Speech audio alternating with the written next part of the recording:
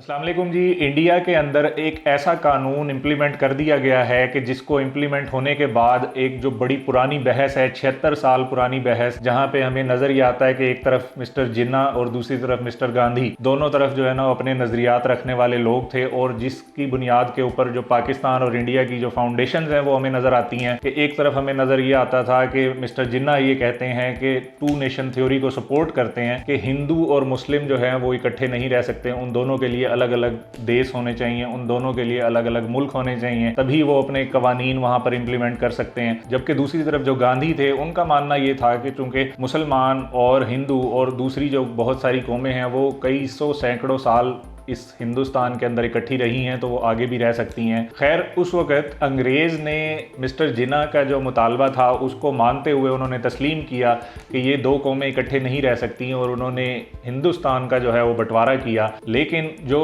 देखा जाए तो इंडिया के अंदर जितने भी उनकी टॉप लीडरशिप थी उस वक्त की, तो वो इस चीज़ को लेकर के इससे एग्री नहीं थे और वो ऐसा नहीं चाहते थे। तो जबकि दूसरी तरफ जो मिस्टर जिन्ना की टू नेशन थ्योरी थी वो एक्सेप्ट की गई और उसकी बुनियाद के ऊपर पाकिस्तान बना। तो खैर, उसको देखते हुए जो अंग्रेज़ था उसने ये फैसला किया कि टू नेशन थ्योरी करेक्ट है और इसको इम्प्लीमेंट होना चाहिए। ये दो अलग अलग कौमें हैं और इनके लिए अलग अलग मुल्क होने चाहिए। लेकिन इसको ज़्यादा इंडिया के अंदर एक्सेप्ट नहीं किया गया, क्योंकि उनकी जो टॉप लीडरशिप थी उनका ये मानना था कि जो हिंदुस्तान के अंदर जो मुख्तलिफ कौमें आबाद हैं, ये सैकड़ों साल से आबाद रही हैं और ये आगे भी रह सकती हैं। बहरहाल बाउंड्रीज जो हैं वो अपनी बना दी गई, वो ड्रॉ कर दी गई, और उसके बाद पाकिस्तान और इंडिया दोनों ममालिक अपनी जो नज़रियाती असास है उसकी बुनियाद के ऊपर आगे बढ़ते हैं। इंडिया जो दुनिया की सबसे बड़ी जमहूरियत है, उसने अपनी जो स्टेट है उसको सेकुलर डिक्लेयर किया, और उस सेकुलर स्टेट के अंदर उसने जितने भी मज़ाहिब थे उनको उन्होंने कहा कि हम इक्वल राइट्स देंगे। लेकिन फिर हुआ यूं कि जो मोदी सरकार है, उनकी जो गवर्नमेंट है, उन्होंने 2019 के अंदर एक कंट्रोवर्शियल एक्ट उन्होंने पास किया जिसको सिटीजनशिप अमेंडमेंट एक्ट 2019 का नाम दिया गया, और वो उसको कुछ बुनियादों के ऊपर उसको इम्प्लीमेंट नहीं कर सके उस मौके पर। लेकिन अब 5 साल के बाद आकर के उन्होंने उसको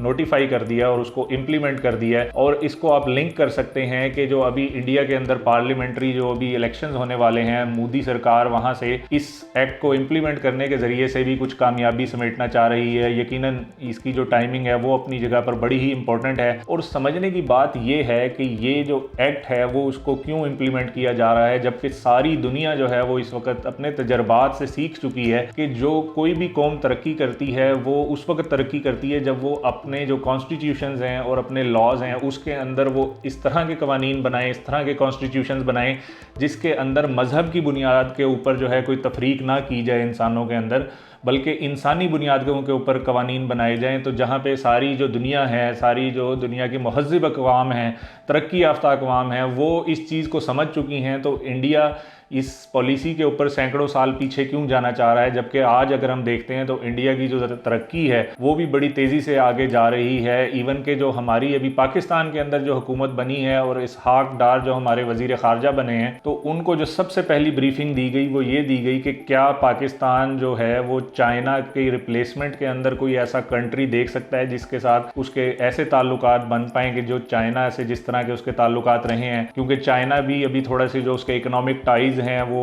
बड़े स्ट्रगलिंग किस्म के नजर आ रहे हैं उसके अंदर जो है वो, तो पाकिस्तान भी एक रिप्लेसमेंट के तौर पे इस तरह का पार्टनर देख रहा है। और ये थोड़ा सा हैरानकुन है कि जिस तरह से पाकिस्तान और इंडिया के ताल्लुकात रहे हैं, लेकिन उसके बावजूद भी कुछ ज़राए का ये कहना है कि इसहाक डार को जो सबसे पहली ब्रीफिंग दी गई है वो यही इसी बारे में दी गई है कि किस तरीके से जो है वो इंडिया के साथ ताल्लुकात बेहतर हो सकते हैं, ताकि एक पॉसिबल अल्टरनेट हो सके जो चाइना के बाद इंडिया की शक्ल के अंदर पाकिस्तान को मुयसर हो सकता है। अच्छा, coming back to the topic कि सेकुलर इंडिया के अंदर सबसे पहला जो है इंडिया की 76 साल तारीख के अंदर एक इस तरह का जो लॉ पास हो जाना कि जिसके अंदर जो है मजहबी बुनियादों के ऊपर तकसीम की गई है, तो ऐसा क्यों कर हो रहा है और इसकी क्या तफसीलात हैं। तो इसकी जब हम हिस्ट्री के अंदर जाते हैं तो हमें ये नज़र आता है CAA इम्प्लीमेंट हुआ है इंडिया के अंदर। इसके अंदर बेसिकली 3 ममालिक हैं जिसके अंदर पाकिस्तान और बांग्लादेश और अफगानिस्तान, इन 3 ममालिक के जो 6 मज़ाहिब से ताल्लुक़ रखने वाले लोग हैं, जिसके अंदर हिंदू हैं, सिख हैं, पारसी हैं, हैं, जैन हैं, क्रिश्चियंस हैं और बुद्ध हैं। ये 6 मज़ाहिब के जो लोग हैं, इन 3 मुस्लिम ममालिक पाकिस्तान, बांग्लादेश और अफ़गानिस्तान में अगर ये 6 मज़ाहिब के लोग, उनके ऊपर किसी किस्म की जो मुश्किलात हैं, उनके ऊपर किसी किस्म के मज़ालिम ढाए जा रहे हैं, तो ये 6 मज़ाहिब से ताल्लुक़ रखने वाले लोग इंडिया के अंदर आके अगर तो वो